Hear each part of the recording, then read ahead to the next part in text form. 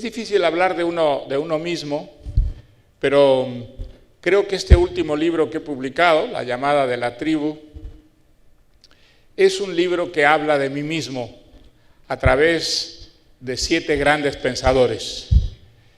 En cierto modo, es una autobiografía intelectual y política. Cuento en ella una historia que no es nada original.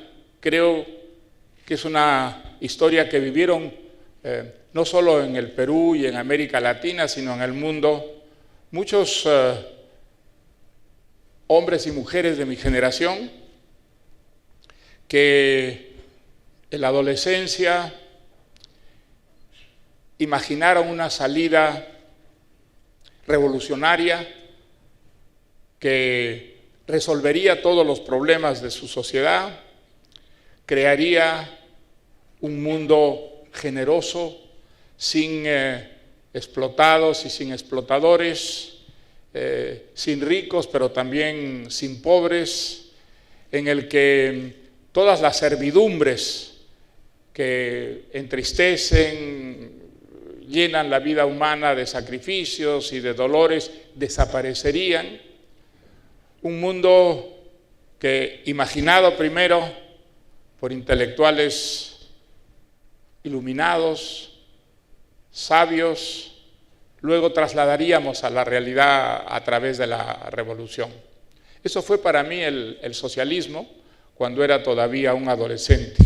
Los partidos comunistas de esa época en América Latina, creo que también después, pero sobre todo en esa época, eran profundamente stalinistas, dogmáticos, intolerantes para el adversario, fanáticos.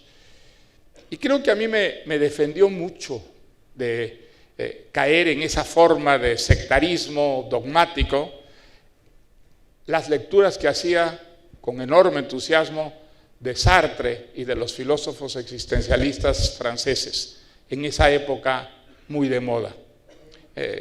Las discusiones en el seno de mi célula eran muy intensas y al año me cansé y rompí con el partido y me alejé de él, pero seguí siendo socialista. Y lo fui todavía más con el triunfo de la Revolución Cubana, una experiencia que a mí me conmovió profundamente. Y durante los años 60 volví 5 veces a Cuba. En cada visita, de alguna manera, ese entusiasmo fue perdiendo brío a medida que descubría una realidad que alejaba la Cuba de los sueños de la Cuba real. Yo estaba vinculado a un grupo de jóvenes, escritores, pintores, músicos, bailarines, bailarinas, que se llamaba El Puente, porque había entre ellos un poeta peruano. Los conocía bastante bien y sabía que eran ellos profundamente revolucionarios, identificados con la revolución, y muchos de ellos, que efectivamente eran homosexuales, esperaban de la revolución una apertura en el campo sexual que les devolviera la identidad y les diera la libertad sexual y los reconociera como lo que eran sin discriminarlos. Y de pronto aparecían estas UMAP, que a muchos de ellos los llevaron a campos de concentración. El resultado fue bastante trágico, hubo suicidios entre ellos, y yo recuerdo que para mí fue el primer trauma profundo respecto a la Revolución Cubana y a la situación, digamos, de la sociedad cubana bajo el imperio de los Castro. Y esto significó para muchos escritores que no éramos comunistas, pero que apoyábamos y defendíamos la Revolución Cubana, la ruptura con esa sociedad a la que desde entonces empezamos a criticar, no como lo que parecía ser, sino como lo que realmente era. Para mí eso marcó un antes y un después. A partir de entonces viví un periodo difícil, solitario, viéndome muy criticado por la izquierda de la que hasta entonces formaba parte, y criticado también por una derecha que recordaba mi pasado pues pro-revolucionario y pro-marxista. Fue un periodo difícil, pero un periodo que recuerdo ahora como un camino hacia la libertad, hacia la independencia, hacia un tipo de soberanía intelectual y política que no había tenido antes. En esos años yo vivía en Inglaterra y tuve la suerte de vivir los 11 años del gobierno de la señora Thatcher, algo que fue una experiencia absolutamente decisiva. Vivir esa experiencia de cerca, desde adentro, una experiencia que fue también tergiversada, caricaturizada por sus adversarios y enemigos, pero fue una experiencia que devolvió a Gran Bretaña y que ayudó a que buena parte del mundo empezara a sentir que la democracia no tenía por qué sentirse avergonzada frente a la Unión Soviética, frente al socialismo marxista, frente al comunismo. Algo que la señora Thatcher insistía mucho en sus discursos: ¿por qué tenemos nosotros que tener vergüenza de ser demócratas si la democracia es el sistema con todas sus imperfecciones que ha ido más lejos en el campo de crear una sociedad vivible, en el que aprendamos a vivir en las discrepancias, sin entrematarnos? ¿Cómo podemos tener complejos de inferioridad frente a sociedades que han creado las tiranías más feroces, más crueles de la historia?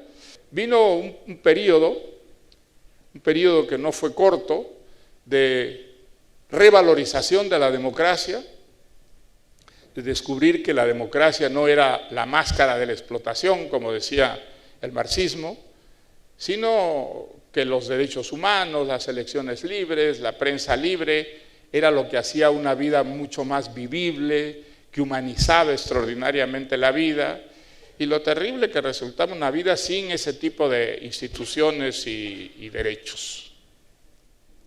Pues este libro rinde un homenaje a estos escritores, mostrando a través de ellos las ideas básicas que establecen un denominador común entre los liberales y también las profundas discrepancias que hay entre ellos y cómo el liberalismo no solo permite esas discrepancias, sino las estimula.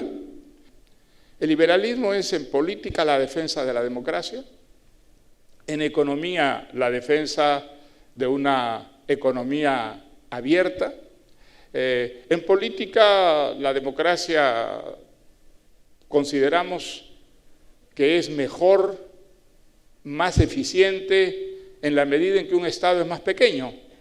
No queremos, como los anarquistas, que el Estado desaparezca, por el contrario, estamos convencidos de que el Estado tiene una función importantísima que cumplir, pero pensamos que la sociedad civil hace mejor muchas cosas que el Estado y que por lo tanto el Estado, en lugar de participar activamente, por ejemplo, en la vida productiva, en la vida económica, debe permitir que la sociedad civil sea la que se encargue de crear riqueza y crear empleo y establecer, sí, unas reglas de juego que permitan esa competencia libre.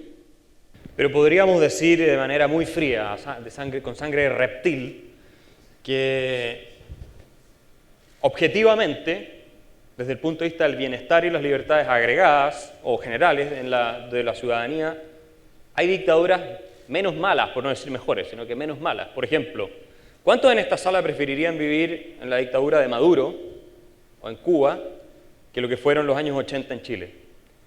Probablemente nadie. Y ahí es donde viene una segunda pregunta que yo te quiero hacer a ti. En el liberalismo... Esa pregunta yo no te la acepto. ¿No? Esa pregunta no la acepto porque esa pregunta parte de una... Claro. Está muy bueno, esta era la reacción que yo quería... Parte de una cierta toma de posición previa, que hay dictaduras buenas o que hay dictaduras menos malas. No, las dictaduras son todas malas. Las dictaduras son todas malas. Algunas pueden traer unos beneficios económicos a ciertos sectores, el precio que se paga por eso es un precio intolerable, inaceptable. Entonces, yo creo que entrar en esa dinámica es un juego peligroso, es un juego que nos conduce a aceptar que en algunos casos una dictadura es tolerable, aceptable. Eso no es verdad. Todas las dictaduras son inaceptables.